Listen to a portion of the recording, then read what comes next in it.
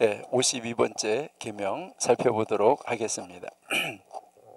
52번째 계명은 이제 그 짐승이 다른 사람에게 손해를 입혀서 잘못했을 때, 그 잘못했을 때 맞아서 죽었잖아, 그렇죠? 그 맞아서 죽었는데 그 죽은 고기는 먹지 마라 하는 거예요.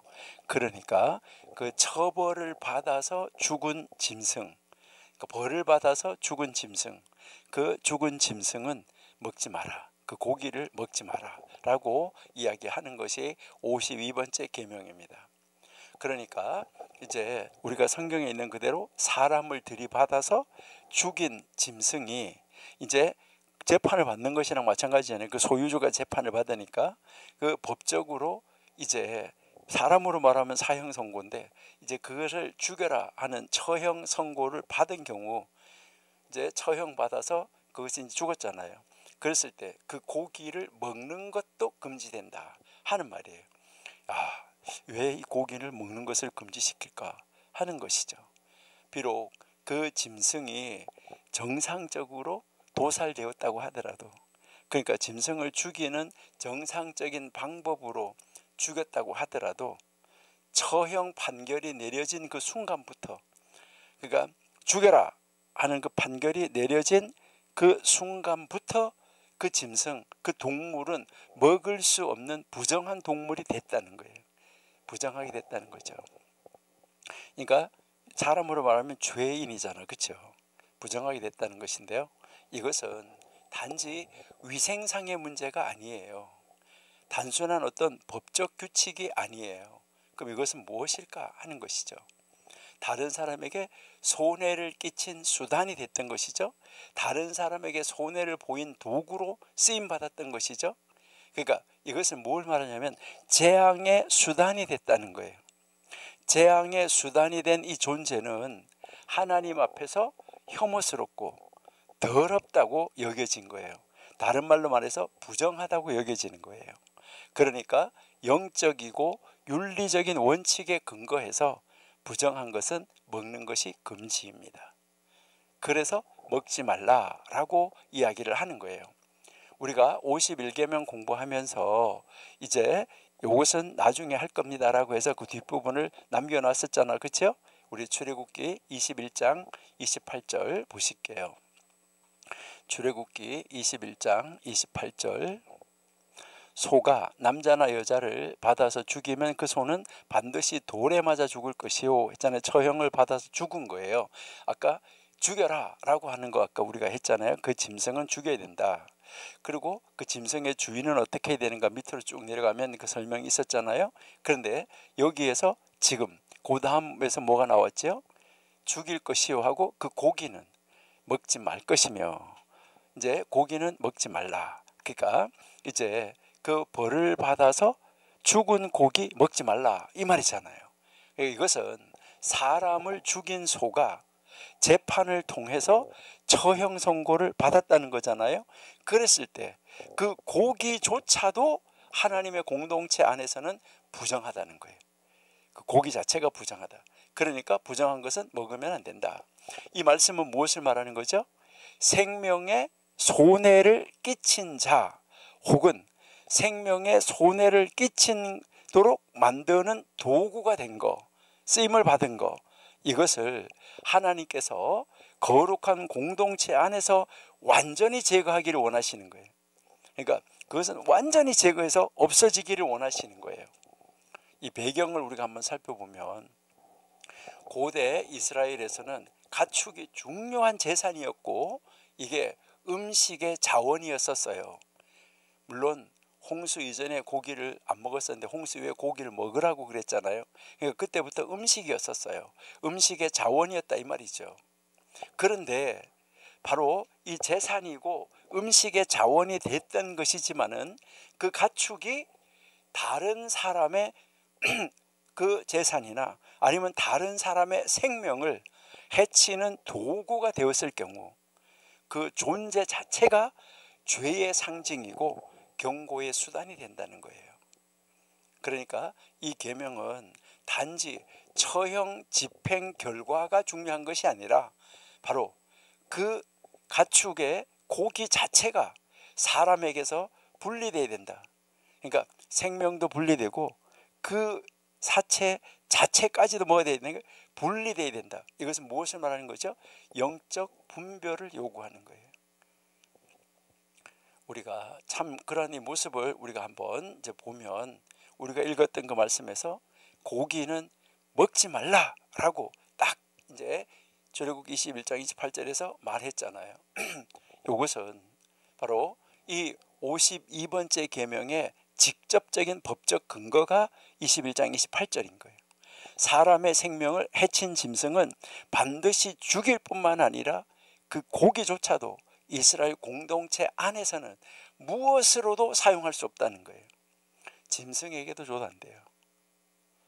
이것은 단지 짐승에 대한 처벌로 끝나는 것이 아니라 하나님께서 생명을 얼마나 존중하시는지 이것을 보여주는 바로 선언의 말씀이에요.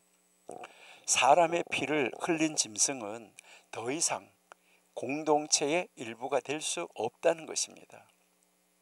그 고기를 먹지 못하게 한 것은 생명을 경시하는 풍조, 그리고 폭력, 이 사회에서 다른 사람에게 상해를 입히고 다른 사람에게 폭력을 가하고 하는 거, 이 폭력의 영향력, 이 영향력이 공동체 안에 뭐가 되는 거예요? 다시 확산되지 않도록 하기 위한 보호장치였었어요.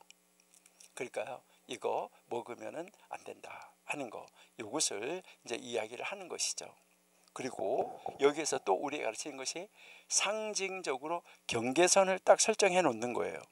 이 조치가 단순하게 어떤 식품 위생을 규정하는 것이 아니에요. 이 생명의 공동체, 그리고 죽음, 폭력 사이에 아주 명확한 구분선을 딱 그어주는 거예요. 딱 선을 그어줘가지고 된다, 안 된다, 이 선을 딱 그어주는 거, 아주 거룩한 명령이에요. 이것은 무엇과도 같은 거냐면은 하나님 앞에 드려진 것에 손대지 말라는 것과 똑같이 선을 딱 분명한 선을 그어주는 거예요. 우리 한번 읽어볼게요. 신명기 13장 17절. 신명기 13장 17절. 너는 이 진멸한 물건을 조금도 내 손에 대지 말라. 이제 어디 가서 전쟁에서 전리품으로 이겼어요. 그 전리품이 있으면 다 가질 수도 있는데 진멸할 물건을 조금도 내 손에 대지 마라. 그리하면 여호와께서 그 진노를 그치시고 너를 긍휼히 여기시고 자비를 더하사 너희 열조에게 맹세하심 같이 내 수요를 번성케 하실 것이라.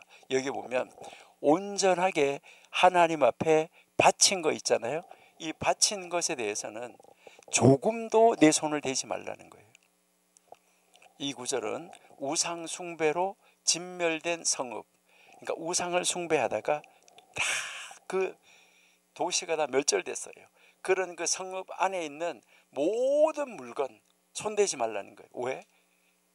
하나님이 우상 숭배로 그 도시를 진멸했을 때 그 도시 전체가 하나님 앞에 온전히 바쳐진 거예요. 여러분, 여리고성을 점령할 때도 마찬가지. 그 여리고성에 있는 것을 감추었다가 이스라엘 백성이 아이성으로 들어가다가 실패한 거, 공동체가 실패하게 되는 것을 우리가 볼 수 있어요. 하나님 앞에 온전하게 바쳐진 것은 손대면 안 돼요. 그 어떤 것도 개인의 유익이나 개인의 재산으로 자기가 가져서는 안 된다는 거예요. 가지지 말라는 거예요. 그러니까 가지지 말라. 이것은 사람을 죽인 이 소의 이 고기를 먹지 말라고 하는 이 규정처럼 죄와 연관되어지는 것, 하나님의 심판이 임한 것, 이것은 공동체에서 철저하게 제거해야 된다는 거예요. 여러분, 우리의 삶이 이렇게 순결한 삶을 살고 우리는 하나님의 말씀을 딱 기준으로 삼아서 하나님의 말씀을 분별해서 그 긴 것과 아닌 것을 정확하게 구별해야 되는 거죠. 그러니까 그렇게 구별하면서 우리가 죄와 연루되는 것, 하나님의 심판이 임했던 것, 이것은 철저하게 구별시켜야 된다는 거예요. 이 계명은 바로 죄라는 것과 심판, 여기서 우리가 가르쳐 주는데, 여기서 이야기하는 것은 이 죄, 그 다음에요, 심판. 이것은 단순한 과거의 것이 아니라는 거예요. 그때 그랬었어? 하는 단순한 과거의 문제가 아니라는 거예요. 이것은 거룩함을 지속적으로 침해할 수 있는 현실적 위험이라는 거예요. 그러니까 그것이 공동체로 이제 사용됐던 도구가 공동체로 들어가지고 이게 지속적으로 계속 뭐 할 수 있냐면 거룩함을 침해할 수 있다는 거예요. 그래서 이것이 현실적인 위험이 될 수 있다는 거예요. 그러니까 그것은 철저하게 뭐 하라고요? 구분하라. 그러니까 철저하게 공동체에서 제거하라. 없이 하라. 그래서 먹지 말라는 거예요. 예, 우리 고린도전서 10장 21절 한번 보실게요. 고린도전서 10장 21절. 너희가 주의 잔과 귀신의 잔을 겸하여 마시지 못하고 주의 상과 귀신의 상에 겸하여 참여하지 못한다. 아, 무섭죠. 여러분, 사도 바울은 하나님과 우상, 거룩함과 더러움, 생명과 죄 사이에 이 철저한 구분을 강조하고 있습니다. 그러니까 하나님과 우상, 거룩함, 더러움, 생명과 죄, 이 사이에 아주 철저한 경계선, 구분선을 강조하고 있다는 것이죠. 그러니까 출애굽기에서 이제 이 사람을 죽인 이 짐승의 고기를 식탁에서 완전하게 배제시키는 거죠. 먹지 못하도록. 이거 하는 것처럼 신약에서도 성도의 삶에 죄와 타협이 함께 가면 안 돼요. 죄와 타협, 이 이중성은 용납되지 않는다는 이 원리를 바울이 가르쳐 주고 있습니다. 그러니까요, 거룩함은 뭐 할 수 없다? 혼합될 수 없다. 거룩함은 거룩하지 않은 것과 섞일 수가 없어요. 죄와의 타협은 하나님과의 교제를 깨뜨리는 거예요. 바울은 이 주장을 통해 가지고 바로 하나님의 법, 성경의 법의 정결 사상을 신약의 윤리적 삶에 그대로 계승하고 있다 하는 것을 우리에게 가르쳐 주고 있어요. 이것은 우리가 또 고대 근동에서 성경을 해석한 거, 고대 근동 문헌들 중에서 이제 뭐 다른 문헌 말고 성경을 해석한 문헌들, 여기서도 읽어보면 뭐가 나오냐면 사람을 죽인 짐승의 고기는 이스라엘 백성뿐만 아니라 이방인에게도 팔 수 없다. 이렇게 이것을 확대해서 해석을 하고 있어요.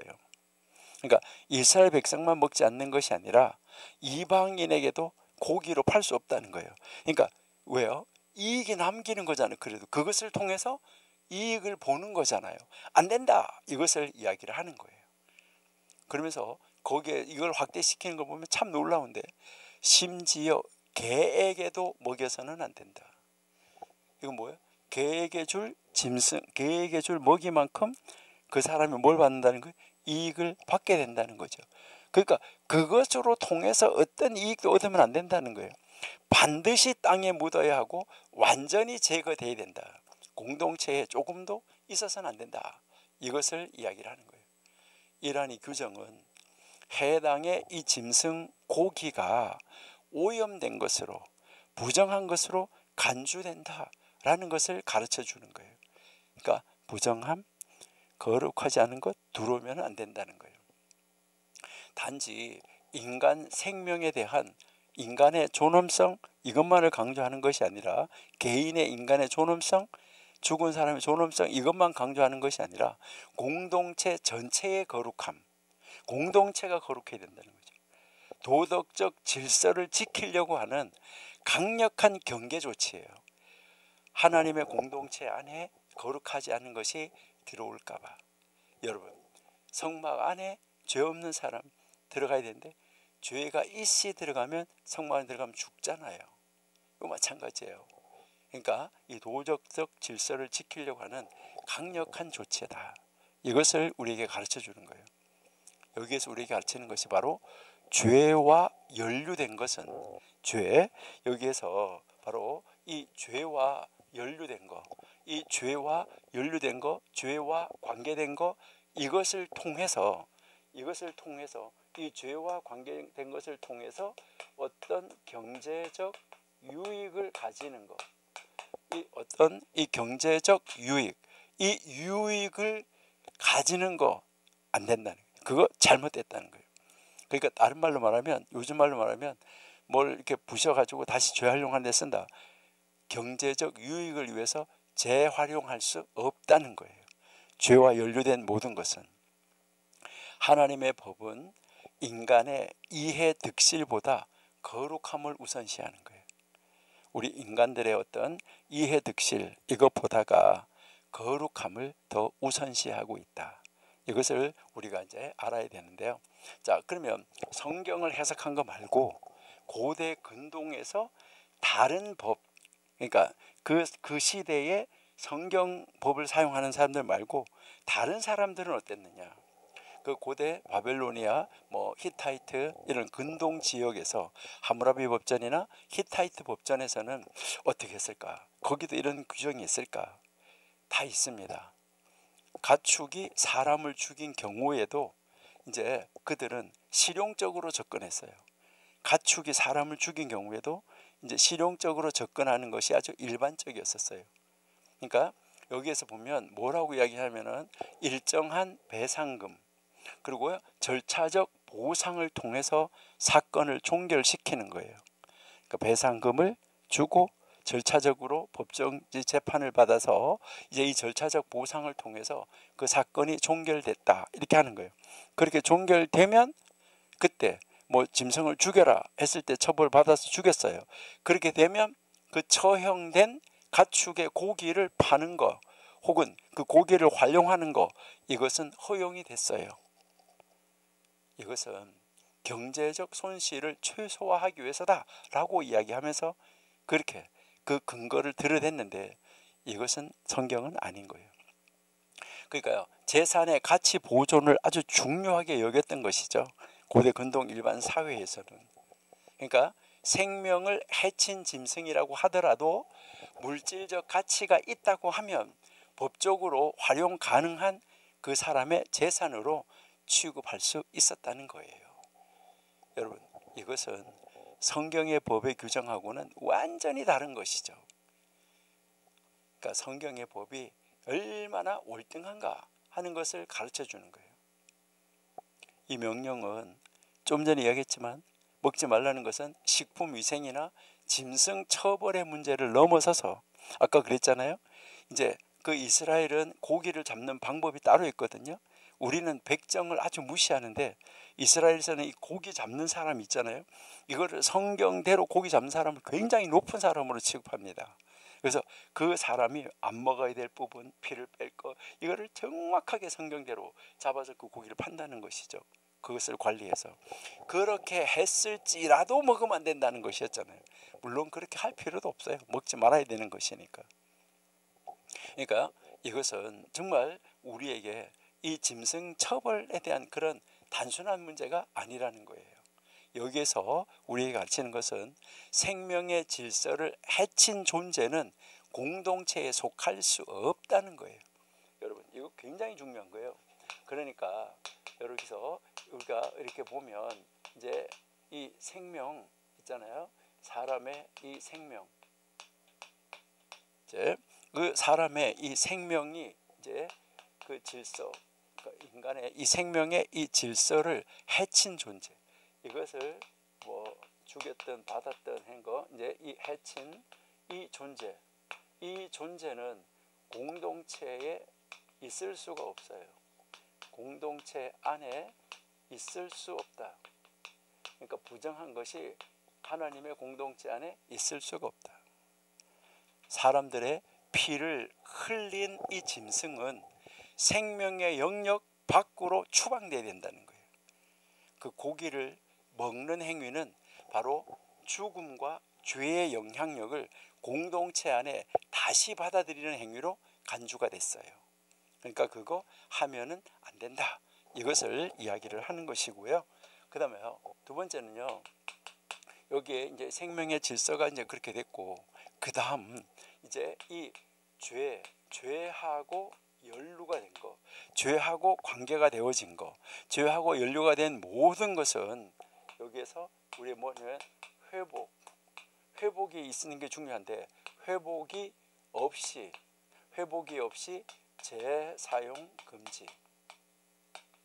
그것을 다시 사용하는 것은 금지다.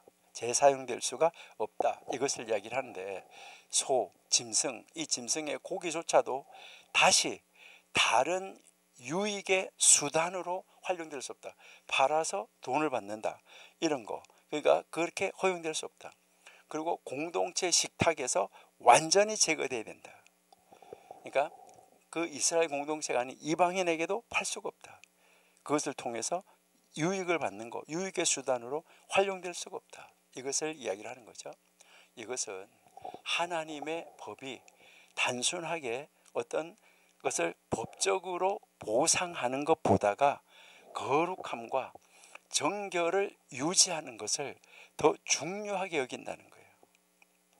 그리고요, 이제 우리가 세 번째 또 한 가지를 이렇게 보면 이것은 뭘 말하냐면 하나님의 법은 거룩함을 이제 하나님의 법에서 이 거룩하다고 하는 거, 이 거룩하다고 하는 것은 이제 우리에게 가르치는 것이 뭘 가르치냐면 물질도 거룩해야 된다 하는 거, 물질도 거룩해야 된다.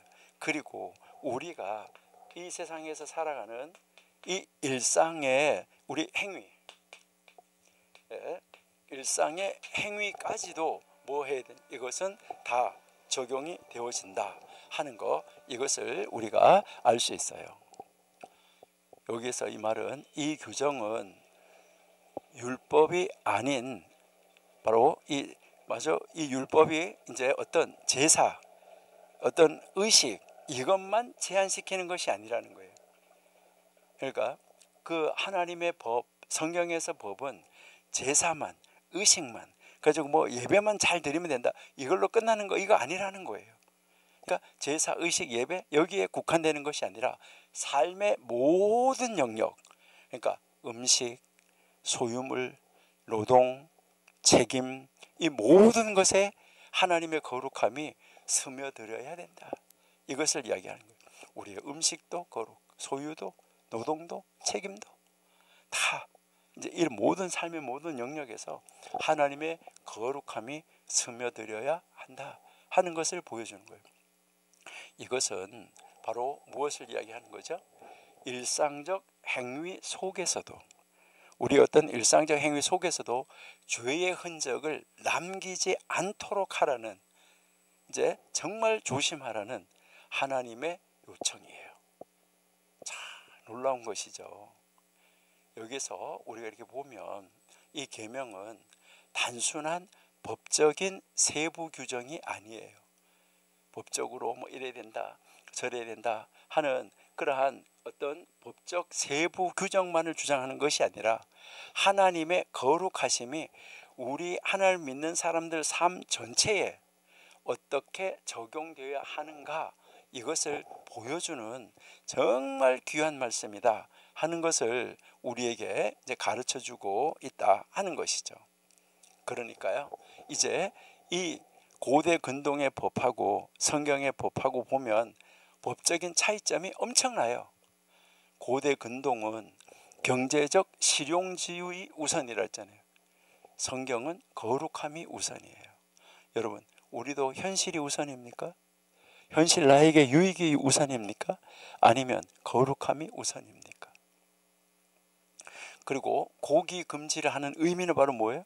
죽음을 초래한 존재, 죄를 짓는 데 도구로 사용된 존재, 이 존재는 공동체에서 뭐 해야 된다고요? 완전하게 분리가 돼야 된다.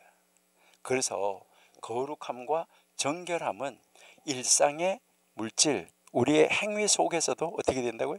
유지되어야지 된다.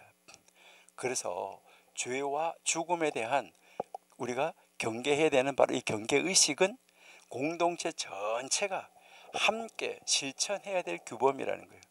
가만히 몰래서 그런 거 하면 안 된다는 것이죠.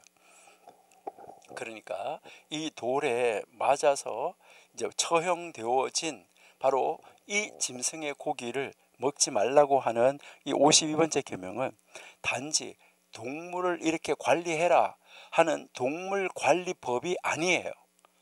이것은 죄와 생명, 거룩함과 더러움, 그 사이에 아까 구별선을 그어주는 것이라 그랬잖아요.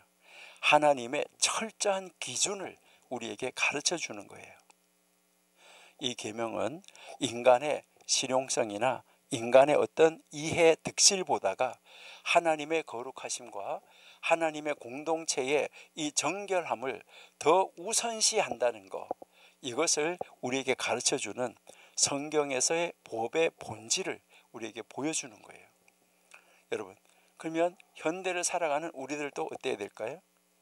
오늘날 우리도 죄의 영향력은 뭐 해야 돼요?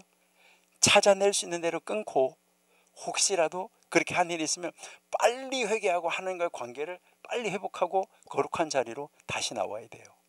그러니까 죄의 영향력을 빨리빨리 끊고 일상 속에서 거룩함을 실천해야 한다 하는 이 윤리적 요청, 윤리적 가르침을 우리에게 보여주고 있습니다. 그래서요, 여기에서 이것은 우리에게 무엇을 가르칠까 하는 거, 이것을 우리가 다시 한번 정리를 해보면, 이제 이것이 우리에게 가르치는 그 의미, 무엇을 가르치는가, 여러분 한번 이제 찾아보시고 여러분 한번 생각해 봐야지 되는데, 여기에서 우리에게 가르치는 것은 바로 뭘 말하냐면, 이제 이렇게 죄를 지었잖아, 그렇죠? 죄를 지으면 이 죄에 대한 결과가 나오잖아요. 그러니까 이 죄에 대한 결과로 처벌을 받잖아, 그렇죠? 그 처벌을 받은 그 물건, 그것을 이야기를 하는 거고, 그래서 이게 처벌을 받는 그 결과로 인해서 이제 나타나는 현상이 있는데, 여기에서 우리에게 가르치는 것은 바로 뭐냐면, 이 죄를 짓는데 도구가 된 거, 죄를 짓는데 도구가 된 거, 이것조차도 뭐 해야 된다는 거죠? 없이 해야 된다. 네, 없애버려야 된다 하는 거, 이것을 우리에게 이제 가르치는 것이죠. 죄의 도구가 된 거, 이것도 제거해야지 된다는 거예요. 그러니까요, 이제 완벽하게 제거시켜야 된다. 그러니까 여기에서 가르치는 이 계명은 단순히 죄의 결과, 이 죽음에 대한 책임만을 묻는 것이 아니라 죄에 사용된 도구, 소잖아, 그렇죠? 그것 또한 하나님의 거룩한 공동체 내에서 완벽하게, 완전하게 제거해야 한다. 이것을 분명하게 가르치는 거예요. 소가 생명을 해쳤기 때문에 더 이상 생명이 살아서 역사하는 생명의 공동체 안에 속할 수 없다는 거예요. 그 고기를 다시 활용하는 것은 죄의 영향력과 죽음의 흔적을 공동체의 안에, 공동체 속에 그것을 남기는 것으로 간주가 된 거예요. 하나님은 이처럼 죄의 도구조차도 이 공동체 안에, 하나님의 공동체 안에 다시 흡수되지 않도록 철저하게 분리할 것을 요구하고 있다 하는 것입니다. 이것은 단지 하나님이 이제 이렇게 심판하는 그 결과만을 중요하게 여기는 것이 아니라, 여러분, 그런 사건이 나타난 결과만이 중요한 것이 아니라 수단, 도구에도 하나님은 거룩함을 요구하신다는 거예요. 참 놀라운 것이죠, 그렇죠?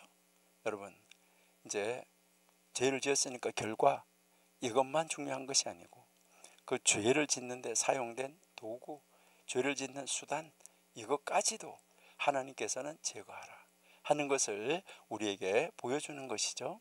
그러다가 보니까 여기서 하나님은 무엇을 이야기하냐면, 죄의, 이 죄를 짓고 도구까지도 없애는 거니까 죄의 흔적, 죄의 이 흔적이라는 거, 이 죄의 흔적이 바로 뭐 해야 되는 거예요?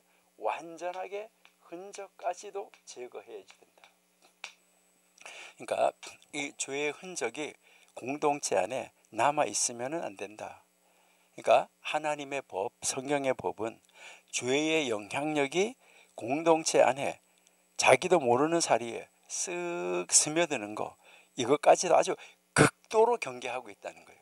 그러니까 죄가 싹 스며들어오는 것을 아주 극도로 경계하시는 이 모습을 우리에게 가르쳐주고 있어요.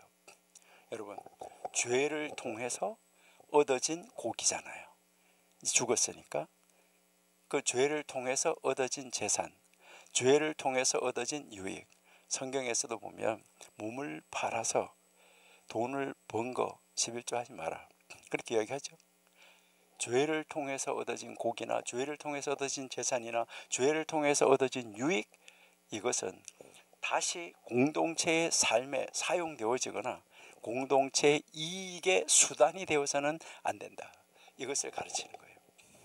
이것은 단순한 처벌이 아니라 공동체의 정결, 공동체 보호를 위한 강력한 조치였었어요. 우리 아까 읽어봤었는데 신명기 13장 17절에서 온전히 바친 것에는 뭐 하지 말라 그랬어요? 손대지 말라 이렇게 했잖아, 그렇죠?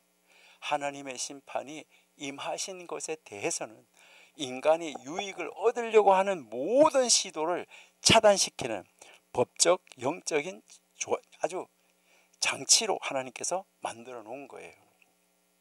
이러한 이 규정은 오늘날 우리에게도 가르치는 가르침이 있어요. 뭘까요? 죄의 유산을 남기지 마라. 여러분, 죄의 유산을 남기면 안 돼요. 우리가 회개 이후에도 그 죄의 흔적을 묶어두지 말라는 강력한 교훈입니다. 회개했잖아요. 거기에 회개하고 하늘 앞에 딱 회개했으면, 철저하게 회개했으면 거기에 묶여 있으면 안 돼요. 완전히 벗어나야지 돼요. 그것으로부터 완전히 돌아서야 된다. 이것을 이야기를 하고 있는 것이죠.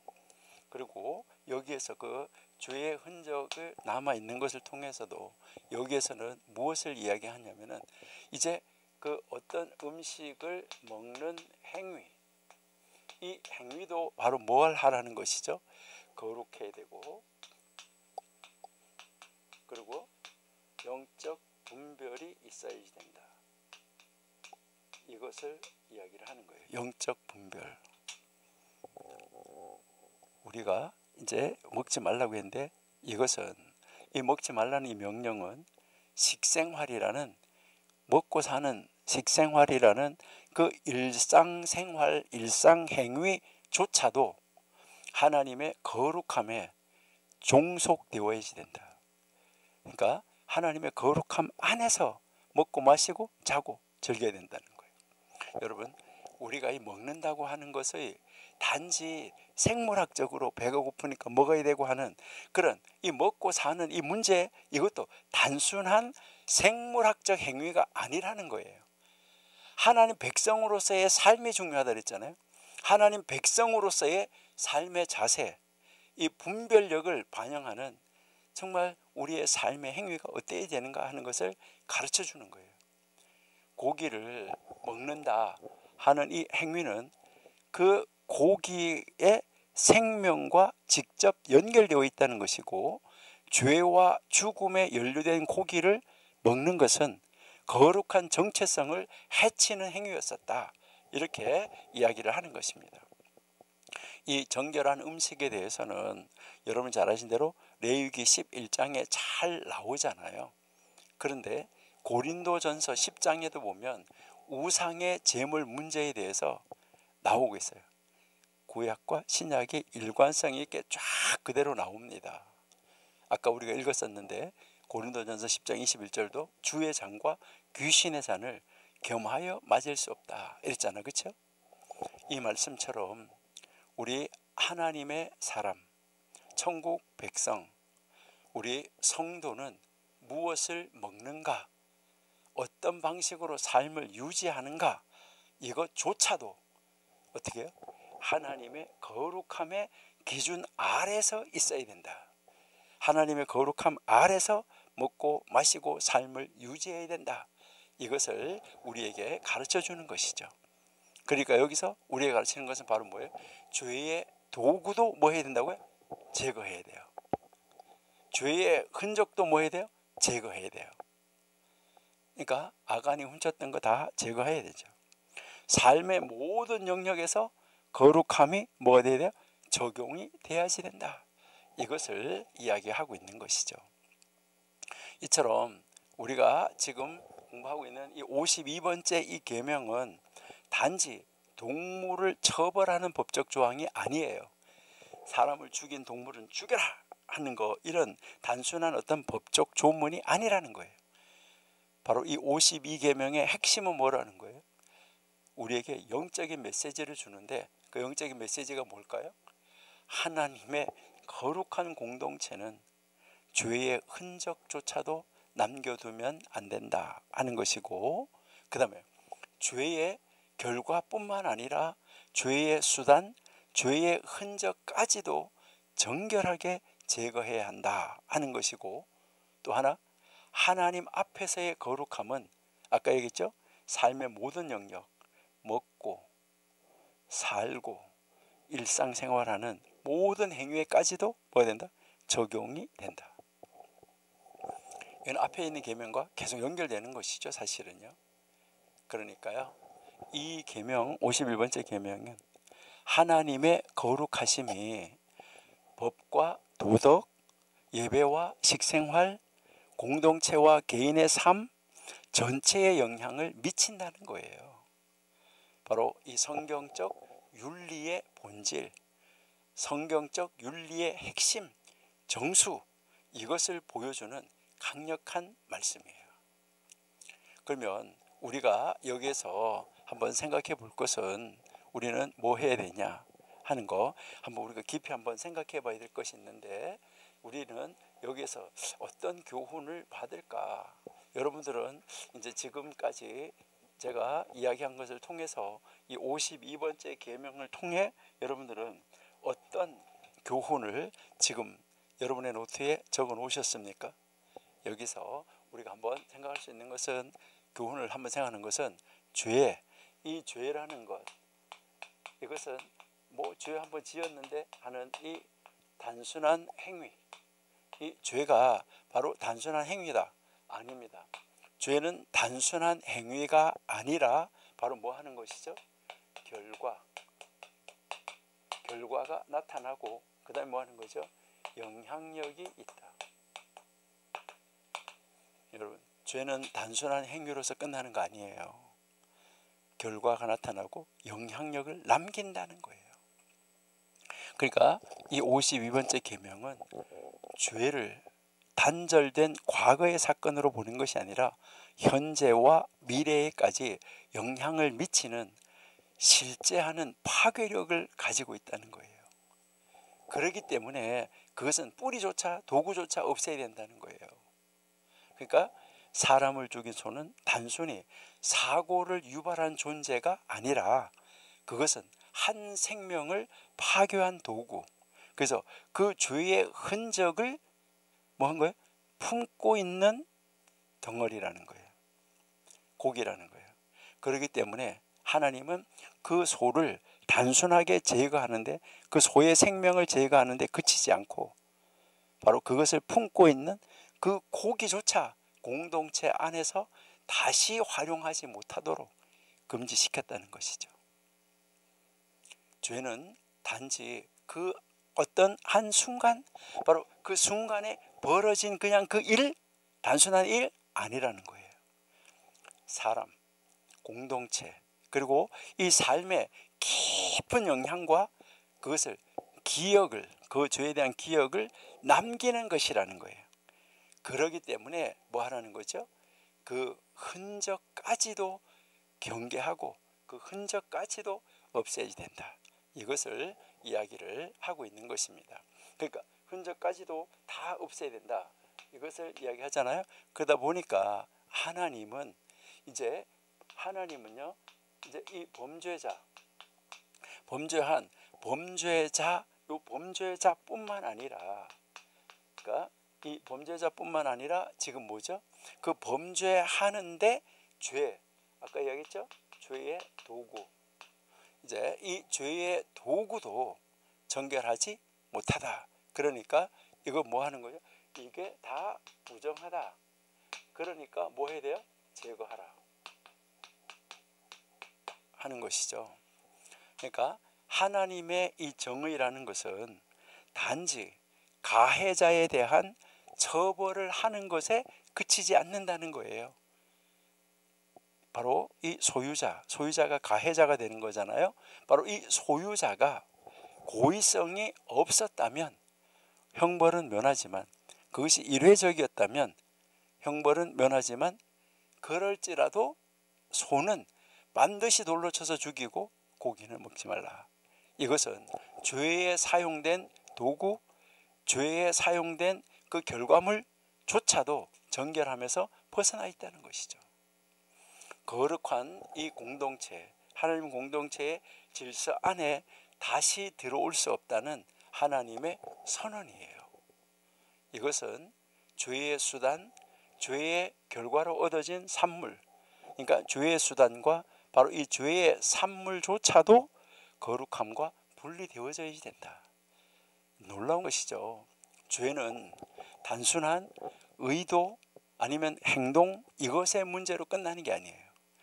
의도와 행동의 문제로 끝나는 것이 아니라 그 죄가 만들어낸 결과, 그리고 그 죄를 만들어내는 수단, 그리고 그 죄로 인한 파급 효과까지 다 포함하는 총체적 문제라는 거예요. 여러분, 이렇게 다루는 법이 지금 있습니까? 이 성경에서 법은 참 놀랍고 대단하다 하는 것을 우리에게 가르쳐 주는 거예요. 그 다음에 세 번째 한번 보세요. 삶 속에서 접하는 모든 것, 그러니까 우리의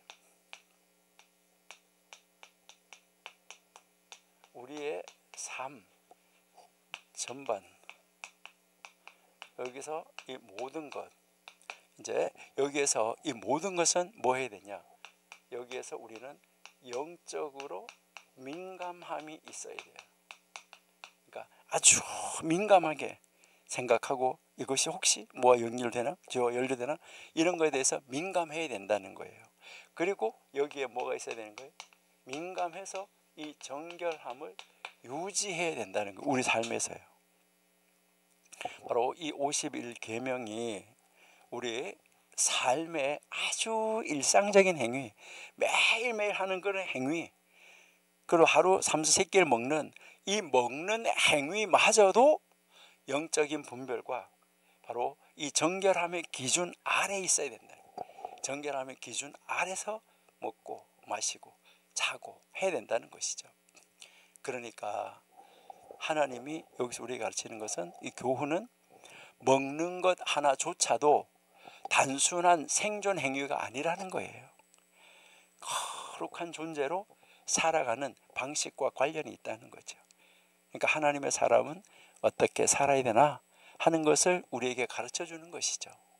여러분, 그러니까 우리는 매일 접하는 일상의 물질, 우리가 만지는 돈, 일상의 물질, 그리고 내가 매일매일 하는 행위, 그리고 내가 매일매일 하는 말, 내가 매일매일 하는 습관, 여기에 이르기까지 우리가 어떤 행위를 할 때, 어떤 물질을 대할 때, 내가 말을 할 때, 이런 걸 할 때 다 뭐 해야 되는 거? 이것이 하나님 앞에서 정결한 것인가? 이것이 하나님 앞에서 바른 것인가? 이거 뭐 하라는 거예요? 질문을 던질 수 있어야 된다는 거예요. 그런 거 생각하기 전에 풀쑥 말을 베풀어 버렸는데 앞에 앉아있는 상대방을 뭐 할 수 있는 거예요? 모욕을 줄 수 있고 수치감을 줄 수 있고 죽일 수도 있다 하는 것이죠. 여러분, 하나님 앞에 정말 정결한가? 이것은 오늘날에도 우리가 이것을 적용해야 돼요. 그러니까 여러분들 한번 잘 생각하셔야 돼요.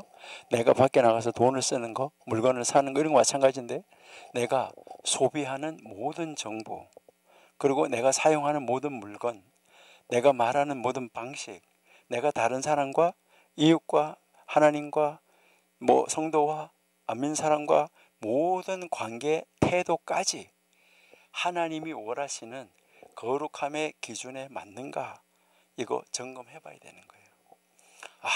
아직도 나에게 죄의 흔적이 남아 있습니다, 하나님 용서해 주세요. 이런 기도가 날마다 하나님 앞에 있어야 돼요. 죄의 흔적이 남아있는 행위나 이 삶의 방식과 은밀하게 타협하고 있지는 않는가? 거기에 젖어가지고 뭐 이 정도는 뭐 다른 사람 다 하는데 뭐 이렇게 가고 있지는 않는가? 우리 한번 깊이 한번 생각해 봐야지 된다 하는 거예요.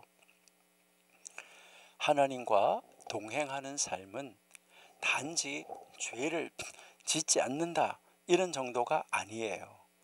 죄의 영향력에서조차 내 삶에서 철저히 분리해내려고 하는 태도, 그리고 그 죄에 대한 민감함, 이것을 포함하고 있다 하는 것입니다. 그러니까 여기에서 우리가 보면 죄는 결과와 영향력을 남긴다. 그러니까 그것을 어떻게 해야 돼요? 제거해야 되는데, 그렇기 때문에 죄는 단지 내 과거의 사건이 아니라 현재의 관계와 공동체 속에 지속적으로 흔적을 남긴다. 그러니까 잘 처리해야 된다는 거죠. 죄의 도구도 정결하지 않다. 하나님은 범죄자뿐만 아니라 죄에 사용된 도구조차도 거룩함에서 배제시킨다. 우리의 삶 전체에 정말 정결함과 분별이 필요하다. 이 우리의 모든 삶의 영역, 여기에서 우리가 뭐 해야 된다고요? 영적으로 민감함, 그것이 있어야 된다. 그렇게 하면서 거룩해야 된다, 정결해야 된다, 이것을 이야기를 하는 것이죠.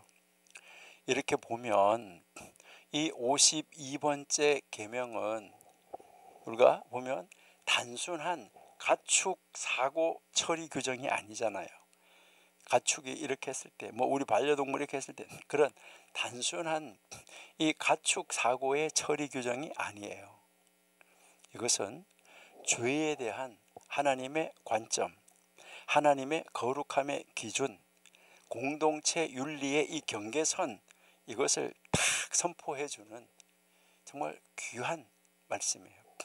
귀한 법이다 하는 것이죠. 그러니까 하나님은 단지 범죄자만 처벌하시는 그런 하나님이 아니라 죄가 스며든 모든 영역을 깨끗하게 하기를 원하시는 분, 하나님이 거하시기를 원하시는 자리이죠. 그렇죠? 그래서 우리는 우리의 일상의 모든 행동, 그리고 우리가 모든 것을 선택하는 것, 접촉하는 모든 것, 이것을 바라볼 때 하나님이 기뻐하실까 안 하실까, 여기에 대해서 우리가 정결함과 분별력으로 하나님 앞에 하나님 앞에서 걸어갈 준비가 되어 있어야 된다는 거죠.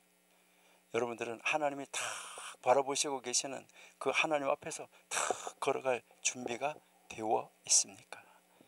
이것을 요구하는 거예요. 우리가 이것을 우리 현대 삶에 한번 적용을 한번 해볼까요? 우리 현대 삶에다가 이제 이것을 우리가 한번 적용을 시켜본다고 그러면은, 제일 먼저 여러분 여기서 우리가 생각할 수 있는 것은, 이 세상에서도 많은 사람들이 이 폭력을 통해서 또는 불의를 통해서 또는 이 죄를 통해서, 이것을 통해서 얻어진 유익, 이 얻어진 유익이 있다는 것이죠. 이 얻어진 모든 이 유익, 이것은 어떻다고요? 거룩하지 않다. 거룩하지 않다. 이것을 여기서 우리에게 가르쳐 주는 것이죠.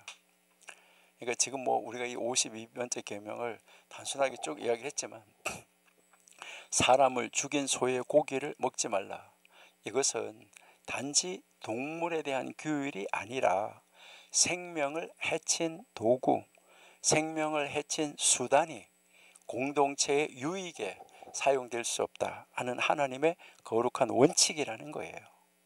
이 원리가 오늘날에도 동일하게 적용되는데, 폭력, 착취, 불법적 행위로 인해서 얻어진 물질적 이익, 불의한 시스템에서 비롯된 재화, 불의한 시스템을 통해서, 부정을 통해서 얻어진 권력, 이것은 다 단지 도구가 아니라 죄의 흔적을 담은 부정한 것이에요.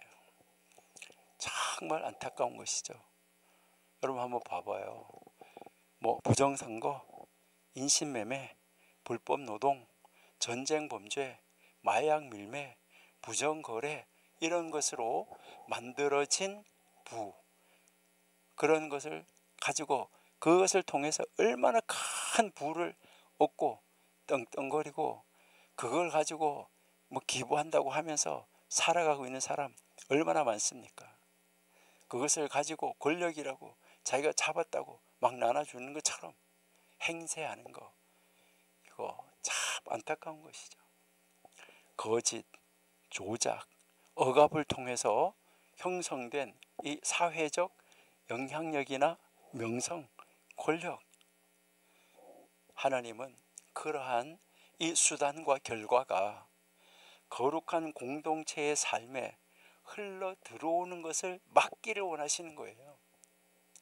그래서 하나님 뭐 하시는 거예요? 경계선, 구별선을 긋기를 원하시는 거예요. 여기에 정결의 기준을 마련하시기를 원하시는 거예요. 그래서 하나님 여기에다가 이 정결의 기준을 세워두셨다, 이렇게 하는 거예요. 그래서 이러한 것 속에서 얻어진 유익, 하나님은 거룩하지 않다, 이것을 이야기를 하고 있는 것이죠. 그래서 우리에게 여기서 우리가 가르치고 또 현대 우리에게 적용해 볼 수 있는 것은 바로 뭐냐면, 현재 우리가 소비하는 모든 것, 그리고 현재 내가 어떤 것을 하는데 선택하는 모든 것, 그러니까 소비와 선택, 여기 안에도 이 속에서도 뭐가 있어야 되냐, 여기 안에서도 이 윤리적 정결, 이 정결의 기준이 필요하다는 거예요. 그러니까 이 윤리적 정결, 이 기준을 뭐 해야 된다는 거죠? 세워야지 된다. 현대인들은 날마다 사실 다양한 선택, 다양한 소비를 통해서 자신의 가치관과 신앙을 실천하고 있어요. 무엇을 사고, 누구에게서 사고, 어떤 기업을 지지하고, 어떤 정보를 내가 소비하는가. 내가 혹시 누가 싼 물건을 훔쳐다가 파는 싼 물건을 산다, 내가 그걸 사는데 싼 물건을 싼 데서 산다, 비싼 거 사는 것보다 내가 전략하니까 싼 거 좋지. 근데 무엇을 사고 누구에게서 사는 거 굉장히 중요하다는 거예요. 죄의 뿌리를 찾아오는 거. 여러분, 그래서 우리나라 뭐에서 전 세계 법도 마찬가지인데 뭐가 있나요?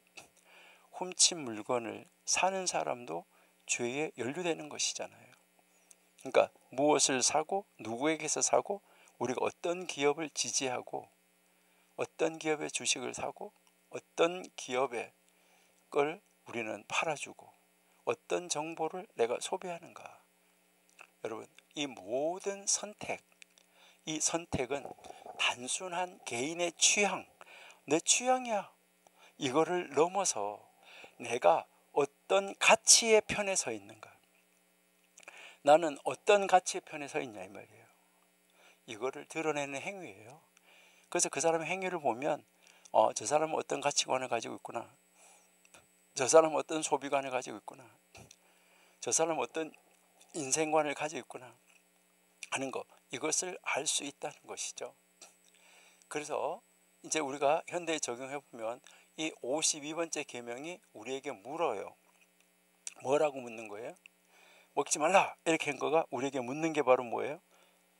이것은 폭력이나 불의의 산물이 아닌가.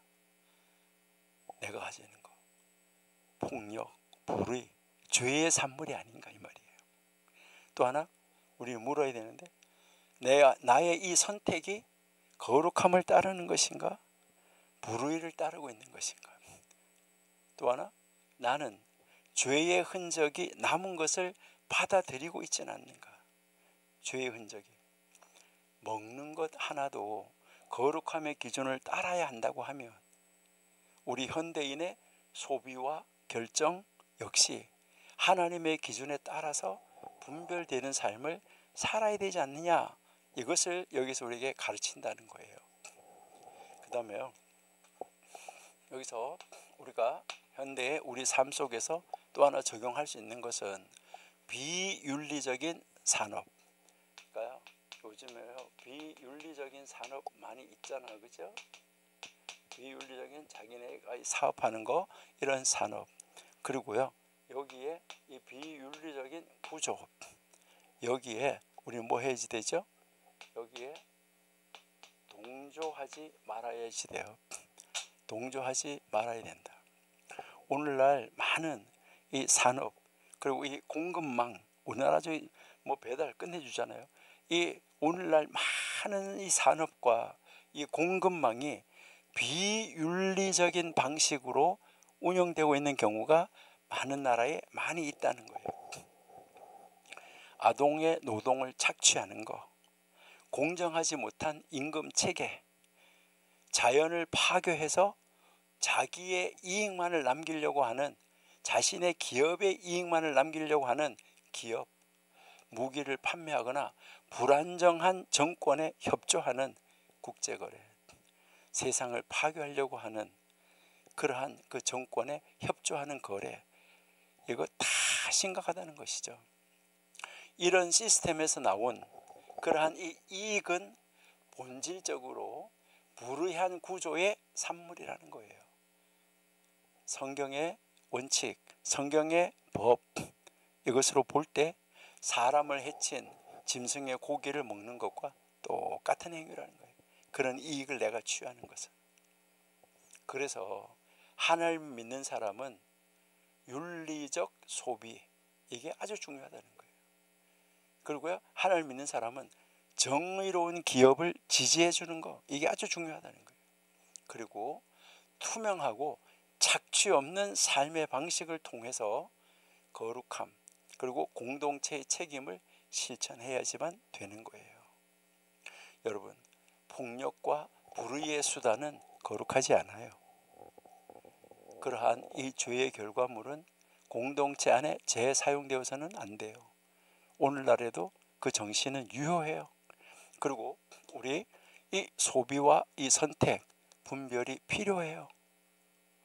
우리가 구매하는 것, 우리가 행동하는 것, 이것은 우리의 믿는 사람의 신앙의 표현이에요. 구별돼야 돼요. 정결성과 하나님 말씀을 기준으로 모든 것을 판단해야지 돼요.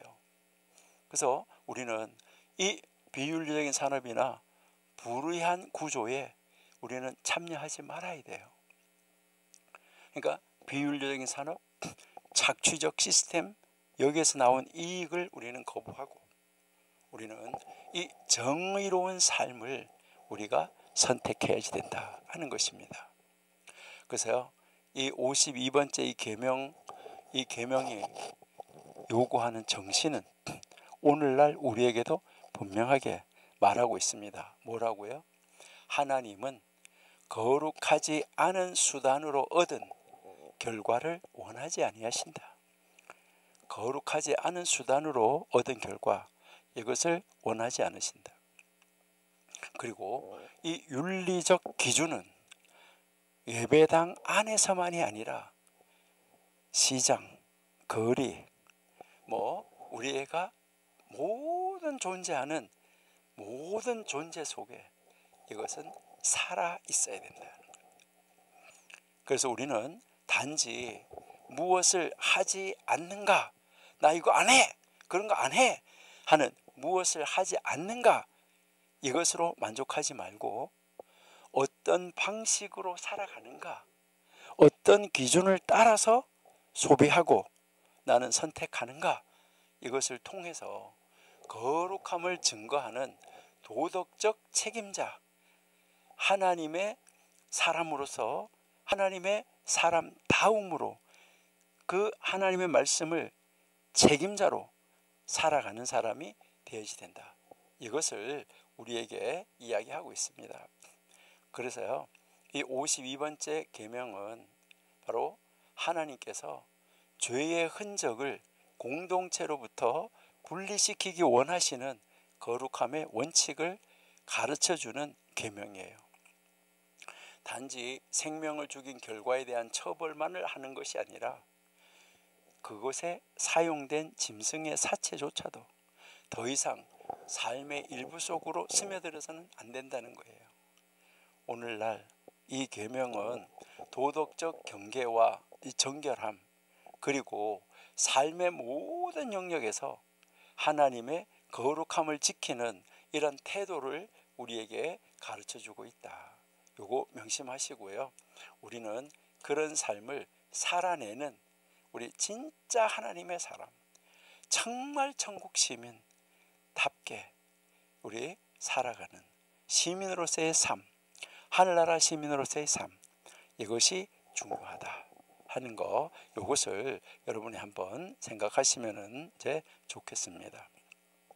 자, 그러면 이제 53번째 계명으로 가볼게요.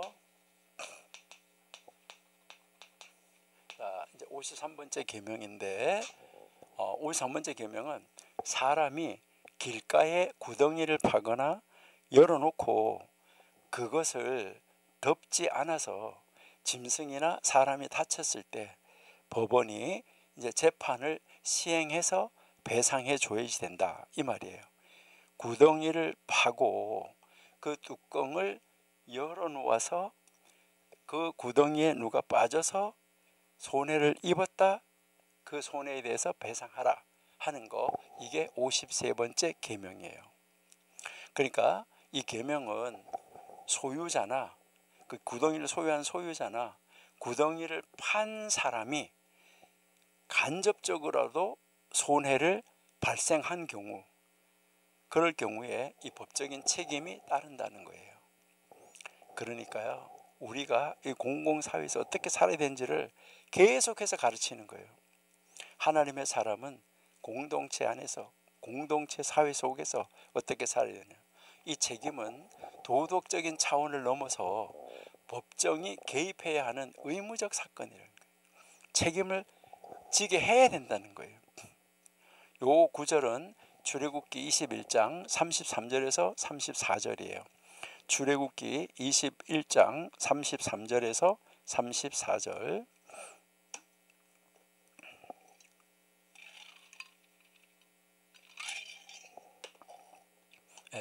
사람이 구덩이를 열어두거나 구덩이를 파고 덮지 아니하므로 소나 나귀가 거기에 빠지면 3, 4절 그 구덩이 주인이 잘 조처하여 짐승의 임자에게 돈을 줄 것이요 죽은 것은 그의 차지가 될지라. 여기에서 이제 우리에게 가르쳐주는 핵심은 뭘까요? 자, 구덩이를 어떻게 했다고요? 구덩이를 열어놓았대요. 그러니까 구덩이를 원래 팠으면은 뭐 열어놨다, 이게 이제 문제라는 것이죠. 그러니까 이제 자기가 이제 이 구덩이를 팠어요. 구덩이를 팠어. 그랬는데 열어놓았다. 이것은 아주 심각하다, 이 말인 것이죠. 왜 그럴까요? 여기에 무엇인가 빠질 수 있는 가능성이 있다는 거예요. 구덩이를 파고 열어놨다. 이제 여기서 이제 구덩이를 파고 열어놓은 경우도 있고, 그 다음에 또 하나는 뭐냐면 구덩이가 이미 있었어요. 구덩이가 있었는데 덮지 않았다. 구덩이를 이제 덮지 않았다는 것이죠. 그런데 여기에 뭐 했어요? 이 짐승이 여기에 빠졌어요. 근데 죽었어요. 짐승이 이제 빠져서 죽었다, 이 말이죠. 그럴 때 이제 이 짐승의 주인을 뭐 해야 된다고요? 보상하라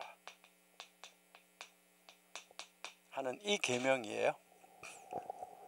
그러니까요, 이것은 어떤 신체적인 해를 가하는 행위뿐만 아니라 간접적인 피해, 본인이 직접 하는 게 아니라 간접적인 피해를 유발한 행위도 뭐 해야 된다는 거예요? 책임의 대상이다. 이것을 우리에게 분명하게 가르쳐주고 있다 하는 것이죠.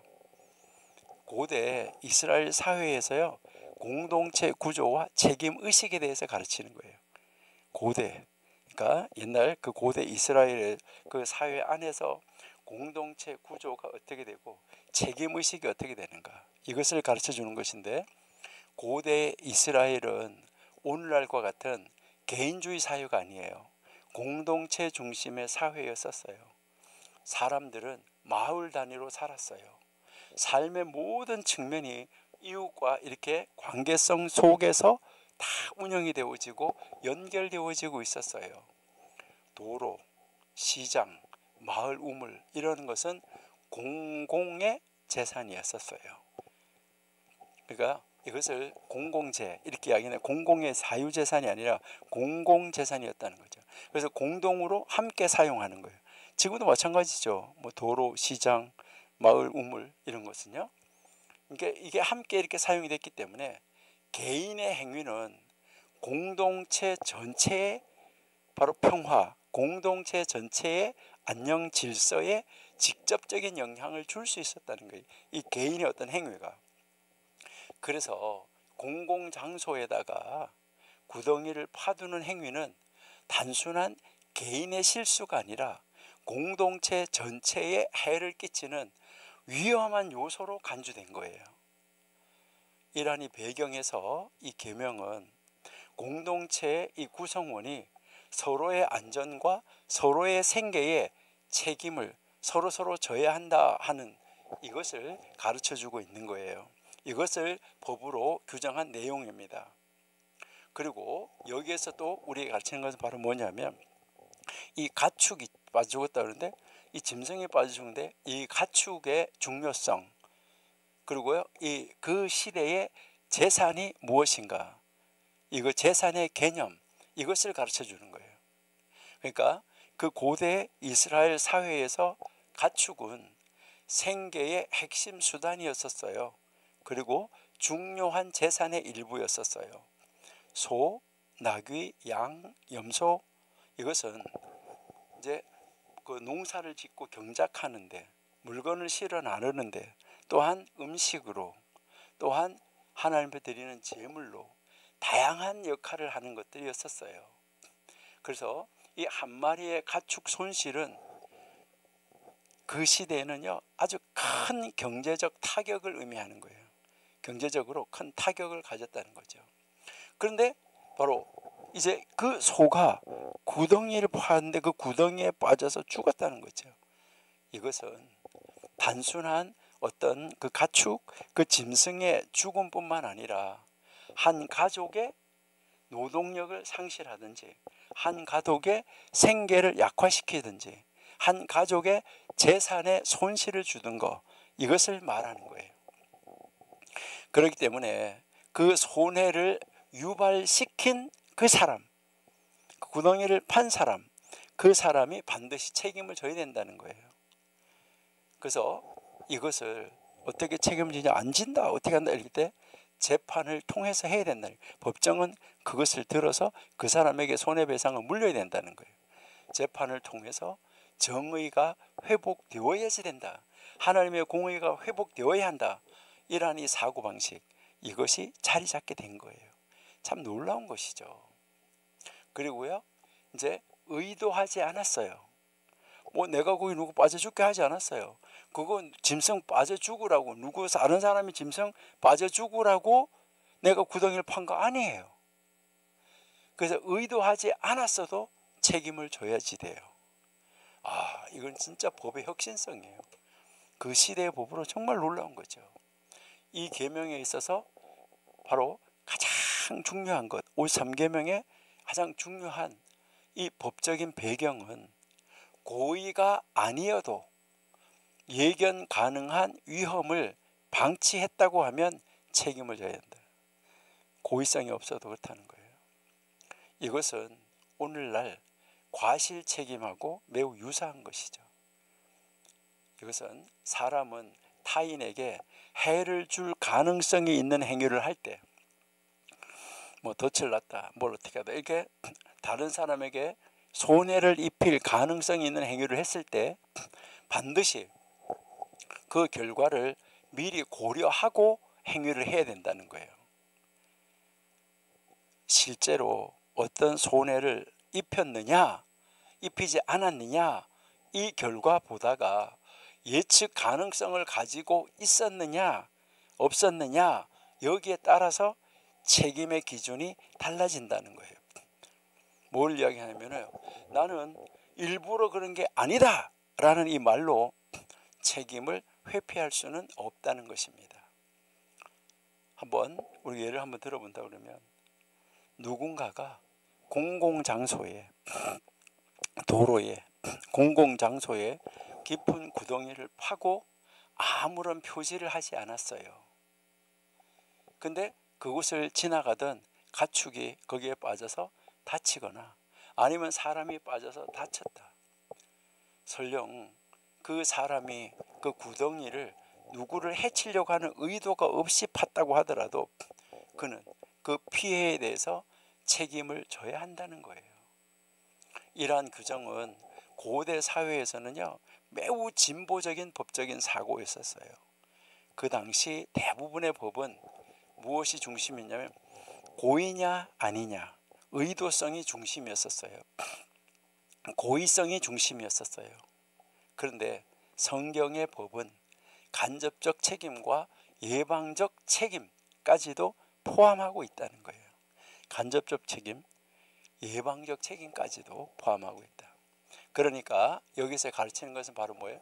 법의 존재 목적이 고대와 성경과 똑같은 고대 시대 살았지만 그 성경의 법과 고대 근동의 다른 법들과 다르다는 거예요. 법의 목적은 단지 처벌이 아닌 질서 유지와 예방이라는 거예요. 질서 유지와 예방. 그런 일이 일어나지 않도록 예방하는 거. 바로 53계명은 단순히 피해가 발생했을 때 보상하라는 처벌적 규정이 아니라 그보다 더 근본적인 문제를 다루고 있다는 거예요. 이 근본적인 문제가 바로 뭘까요? 여기에 이 근본적인 문제는 무엇을 다루고 있냐면 공공질서 유지입니다. 공공질서를 파괴하는 거 안 돼요. 그리고 그 다음 이제 무엇을 말하냐면은 위헌의 위험 방지, 이게 이제 중요하고요. 그다음에는 이제 이 공동체 전반, 이제 이 공동체 전반에 이제 이 생존 기반, 이것을 깨뜨리면은 안 돼요. 이게 이제 이 중요하다 하는 것인데요. 이것은 정말 놀라운 법이에요. 사실 보면 성경에서 가르치는 이 법 중에 이 법을 보면 타인의 권리를 보호하는 법이에요. 타인의 이제 이 권리를, 그러니까 사회 전체의 안전망을 구축하는 법이에요. 정말 놀라운 기능을 하고 있는 것이죠. 그래서 여기에서 가르치는 것은 바로 종교와 법의 통합이에요. 이 53계명은 단지 어떤 시민법의 규정이 아니라 하나님께서 명하신 법이에요. 이것은 정말 놀라운 가르침을 우리에게 주는데, 하나님의 뜻은 사람과 사람 사이에 정의를 세우는 거예요. 법을 지키는 것은 신앙의 실천이에요.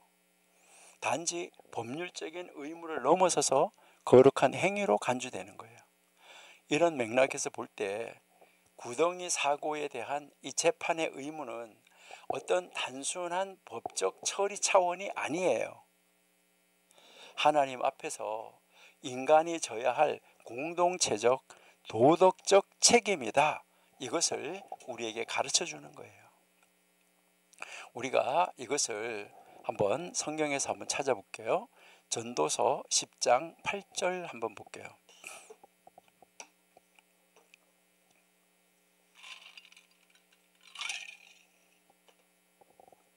함정을 파는 자는 거기 빠질 것이요 담을 허는 자는 뱀에게 물린다. 그러니까 구덩이를 파는 자는 거기 빠진다. 여기에서 이 말씀은 문자적인 의미를 넘어서서 위험한 행위를 한 사람, 이 사람은 결국 그 해를 자신도 입게 된다 하는 교훈을 우리에게 가르쳐주고 있는 거죠. 이것은 단순한 어떤 결과론이 아니에요. 행위에는 반드시 책임이 따른다는 윤리적 원칙을 반영하고 있는 거예요. 바로 이 53계명의 핵심은 위험 방치에 대한 책임, 그러니까 위험을 방치한 거, 여기에 대한 책임이 있다 하는 메시지를 담고 있는 거예요.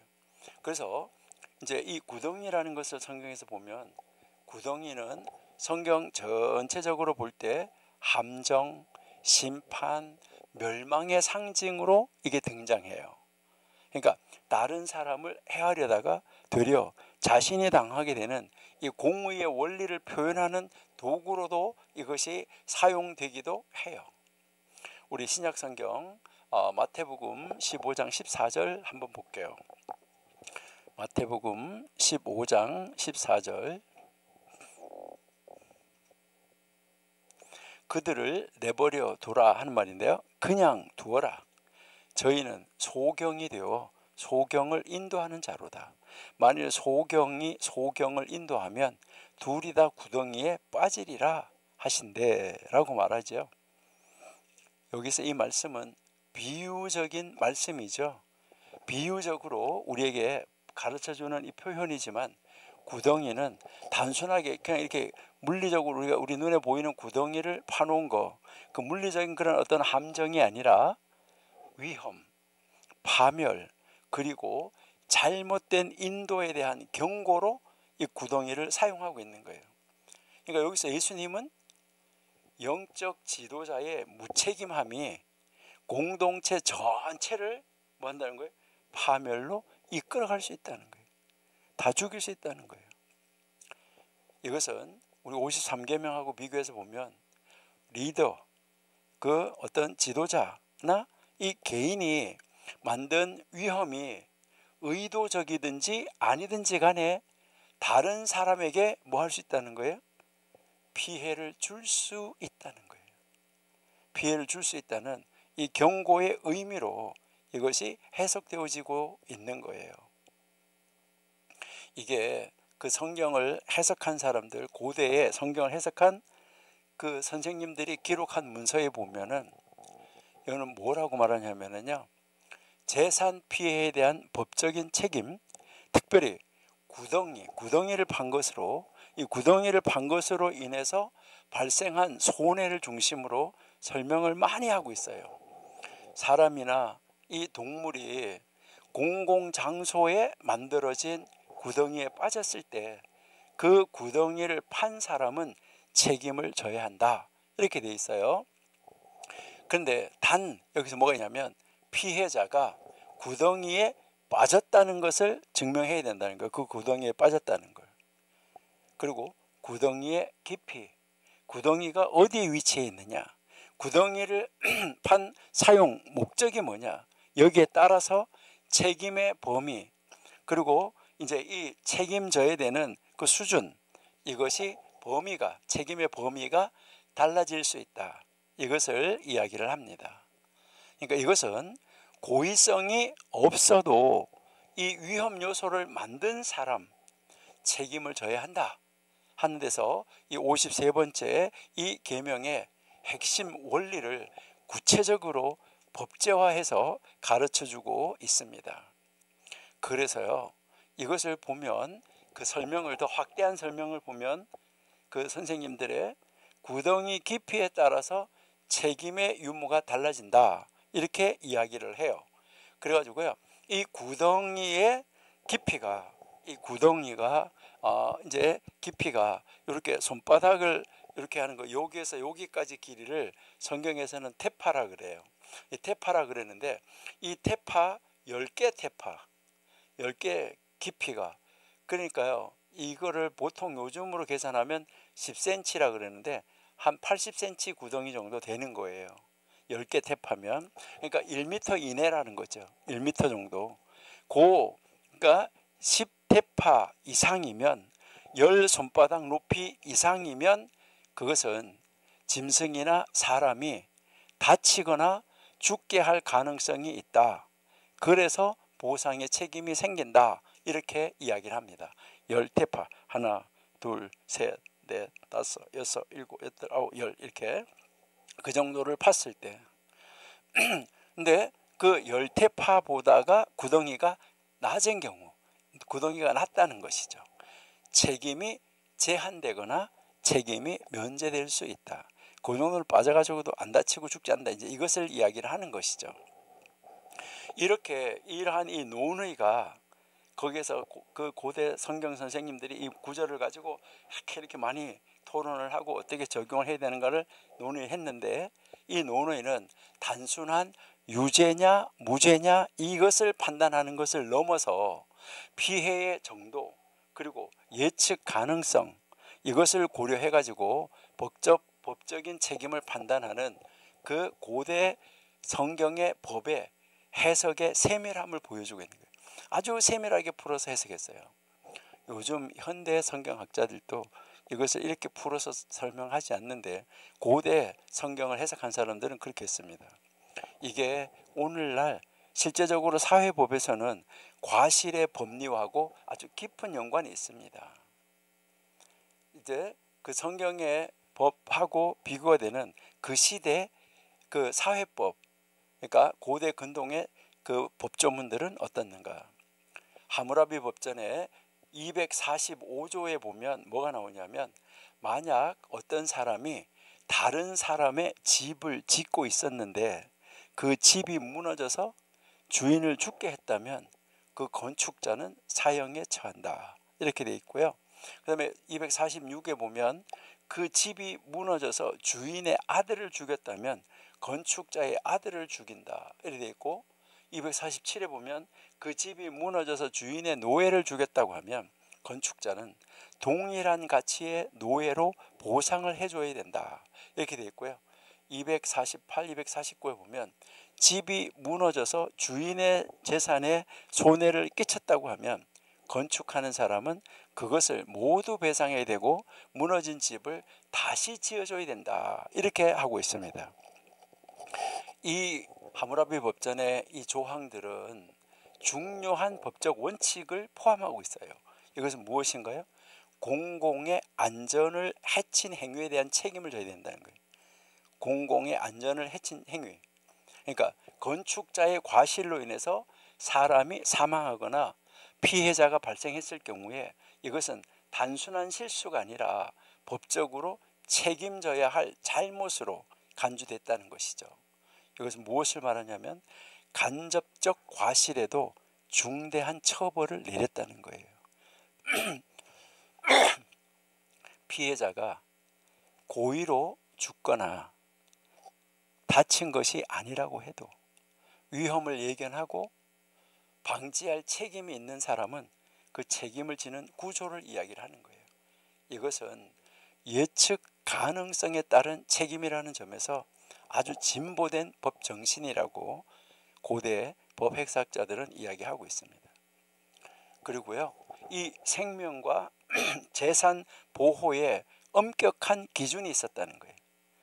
그 손해의 유형에 따라서 생명의 손실 있으면 사형 또는 동해 보복 똑같은 것으로, 그 다음에 재산의 손해가 있으면 물질적인 보상 및 복구 의무, 이렇게 나누어 썼다는 것이죠. 이러한 이 원칙은 오늘날 법률의 체계에서도 통용되어지고 있는 과실책임, 손해배상, 계약 이행의 핵심하고 일치하고 있습니다. 이것을 성경의 법 53계명하고 하무라비 법전을 이번에 한번 비교해 보세요.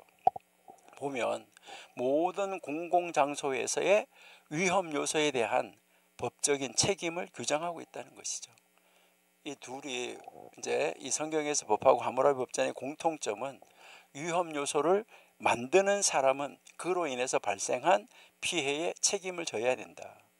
의도성 여부보다가 결과와 예견 가능성, 이런 일이 있을 수도 있다는 가능성에 대해서 책임이 따른다는 거죠.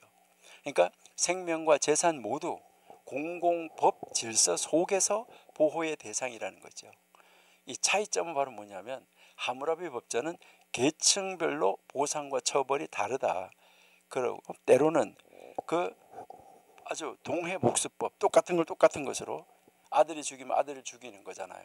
그런데 성경의 법은 피해자의 생명이나 신분에 따라 책임이 달라지기보다는 모든 사람은 하나님의 형상대로 지음받았다는 평등한 인간 존엄성, 여기에 법을 기초하고 있다 하는 것을 우리가 볼 수 있어요.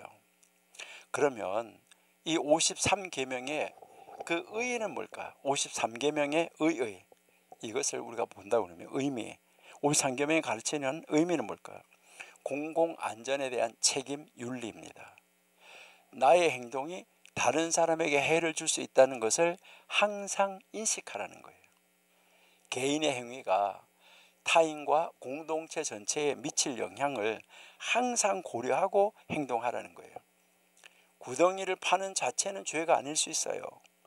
문제는 그것이 어디에 파였는가, 어떻게 관리되었는가 하는 것이 중요하다는 거죠. 뭐 사유지 자기 집 안에 구덩이는 큰 문제가 되지 않을 수 있어요. 사람과 짐승이 자주 다니는 자기 집 앞에 공공장소에 방치된 구덩이는 잠재적 위험 요소가 있다는 거예요. 그래서 이것은 타인을 해치지 말라는 이 소극적 윤리를 넘어서 가지고 타인이 다치지 않도록 예방하라 하는 이 적극적 책임 윤리를 지금 요구하고 있다. 이것은 공공의 선을 위한 윤리적 주의 의무예요. 그래서 오늘날 시민사회에서도 아주 중요한 가치가 있는 것이죠. 그리고 두 번째는 비의도적인 행위라고 하더라도 책임을 져야 된다. 실수, 과실로 인해서 발생한 피해라도 구덩이를 통해서 한 것은 책임을 져야 된다는 거예요. 이것은 의도보다는 결과, 예견 가능성이죠. 앞에 거와 마찬가지예요.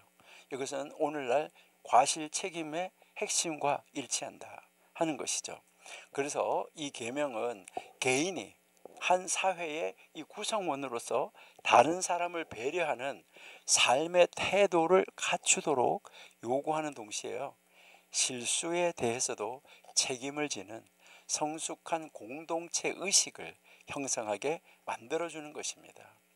그리고 세 번째는 공동체 보호를 위한 법적 장치예요. 재판제도는 단순한 보복이 아닌 공정한 분쟁 해결의 도구죠. 그러니까 피해가 발생했을 때 감정적 보복이 아닌 공정한 재판을 통해서 정의를 세우도록 명령하고 있다 하는 것을 볼 수 있어요. 그래서 정의는 개인의 분노나 개인의 감정이 아니에요. 법과 질서에 따라서 실현되어져야지 돼요. 이것은 공동체 전체의 질서와 평화를 유지하는 근간이 되는 거예요. 그래서 이 53계명은 개인의 잘못이더라도 그 책임을 공동체 내에서 투명하게 처리하므로 모든 구성원이 신뢰할 수 있는 공공의 정의 시스템을 형성하는 기초가 되어야 된다. 이것을 이야기를 하는 거예요. 자, 그러면 이 계명이 주는 교훈, 우리가 한번 간단하게 한번 볼게요. 이 계명이 주는 교훈은 첫째, 주의 깊은 행동의 중요성이에요. 우리가 무슨 행위를 하든지 뭐 해야 돼요? 주의해야 되는 거예요. 나는 의도하지 않았다는 이 말이 법적으로 면책이 되는 게 아니에요. 예방이 중요해요. 이 계명은 우리에게 책임 있는 행동은 주의 깊음에서 시작된다. 이것을 가르쳐 주는 거예요. 내가 주의해야 되는 거예요. 어떤 사람이 구덩이를 파고 덮지 않거나 여기에 구덩이가 있다고 표시하지 않았다고 하면 고의적인 사고가 아니었다고 하더라도 예견 가능한 이 피해를 방치한 것이기 때문에 책임을 져야지 된다 하는 것이죠. 그러니까 그럴 줄 몰랐다, 의도한 게 아니다라는 변명은 통하지 않는다. 그래서 우리는 우리 자신의 행위가 다른 사람에게 해를 끼칠 수 있는 영향력이 있나 없나 항상 뭐 해야 된다고요? 고려하는 신중한 태도를 가져야지 된다 하는 것이고요. 그 다음에 우리가 여기서 배워야 되는 교훈 두 번째는 정의는 재판을 통해서 실현되는데 법이 무너지면 안 되겠죠. 분노, 감정이 아닌 체계적이고 공정한 법의 판단이 필요하다는 것입니다. 피해를 입은 사람은 개인적으로 응징하거나 보복하는 대신에 공적인 시스템, 이제 이 법원을 통해서 공정한 바로 이 판단을 받아서 보호를 받아야지 된다 하는 것이죠. 그래서 이 53계명은 정의는 절차를 통해서 구현되어야 된다는 거예요. 법치주의의 핵심 원리예요. 그런데 법치주의가 무너진 데서는 참 곤란하겠죠. 그리고 세 번째 우리가 배워야 되는 교훈은 다른 사람의 안전을 배려하는 사람이 되어야 된다는 거예요. 이웃 사랑의 구체적인 실천은 바로 일상적인 삶 속에서 이웃을 향한 배려, 이웃을 향한 주의에서 시작된다 하는 말이에요. 성경에서 가장 중요한 법 중에 하나가 뭐예요? 너의 이웃을 내 몸같이 사랑하라. 구약성경 레위기 19장 18절에서도 신약성경에서 예수님도 가르쳤죠. 이웃 사랑의 실천이 감정이나 태도에 그치지 않고 구체적인 우리의 삶 속에서 실천으로 나타나야지 된다. 이것을 가르쳐 주는 거예요. 그러니까요, 배려하는 것과 우리가 주의하는 것, 이것이 바로 사랑의 실천이자 공동체 질서를 유지하는 기반이다. 이것을 우리에게 가르쳐 주는 것입니다. 그러니까 이 53번째 계명은 개인의 도덕성, 그리고 공동체적인 책임, 정의로운 사회 질서를 통합적으로 추구하는 계명이에요. 오늘날에도 우리가 어떻게 살아야 하는지에 대한 도덕적 나침반이 되는 것입니다. 그러면 우리는, 현대를 살아가는 우리는 이것을 어떻게 적용해 볼 수 있을까 하는 것입니다. 우리가 현대 삶 속에서 우리가 한번 적용해 본다 그러면 첫 번째가 도로 안전과 공공시설의 책임입니다. 현대 사회에서 이 구덩이는 문자 그대로 공공장소의 위험 요소로 해석될 수 있어요. 위험 요소로. 이제 우리가 길 가다 보면 도로에, 보도에 이렇게 뚜껑이 열려 있는 맨홀, 또 공사 중임을 알리는 표지판이 없이 방치된 어떤 구착 현장, 아니면 어두운 길목의 위험물, 이런 것이 모두 시민의 생명과 안전을 위협할 수 있는 요소가 되는 거예요. 이러한 이 상황에서 행정기관이나 건설업체 또는 관리자, 이 관리자 측이 이 위험을 빨리 인지해야지 되는데, 그런데 그런 것이 있다고 알면서도 방치했다고 하면 이것은 현대 법률에서도 과실로 인한 손해배상 책임의 대상이 된다는 것이죠. 그리고 두 번째는 기업의 제품 책임, 또 기업이 소비자를 보호하는 책임이 있다는 거예요.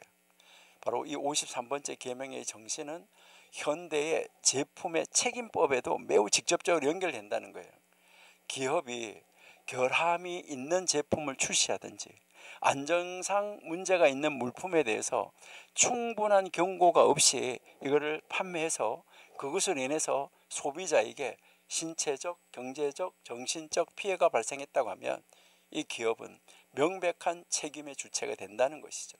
이때 중요한 것은 기업이 고의로 해를 끼치려 한 것이 아니라고 주장을 해도 제품을 판매하고 공급하는 입장에서 예측 가능한 위험을 사전에 방지하고 경고하지 않았다고 하면 법적 책임을 면할 수 없다는 거예요. 이게 공공장소에 구덩이를 파두고도 아무런 조치 없이 방치한 그 결과에 대한 책임을 져야 하는 바로 이 53계명의 구조와 같다는 것이죠. 그 다음에 이 세 번째 중요한데, 디지털 공간에서의 구덩이가 너무 깊어요. 요즘에는 정보의 책임성이에요.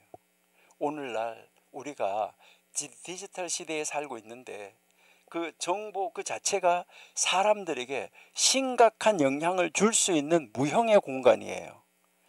누군가가 가짜 뉴스, 허위 정보, 악성 코드, 해킹 링크, 이런 구덩이를 거기다가 팠다. 온라인상에 이것을 유포하거나 공유함으로 말미암아 다른 이가 정신적, 물질적 피해를 입는다고 하면 그 행위가 바로 뭐예요? 디지털 구덩이를 판 것과 다름없어요. 여러분, 우리가 이런 것을 보면 정말 이 시대에 어떻게 우리가 하나님의 말씀을 적용하는가 놀랍죠.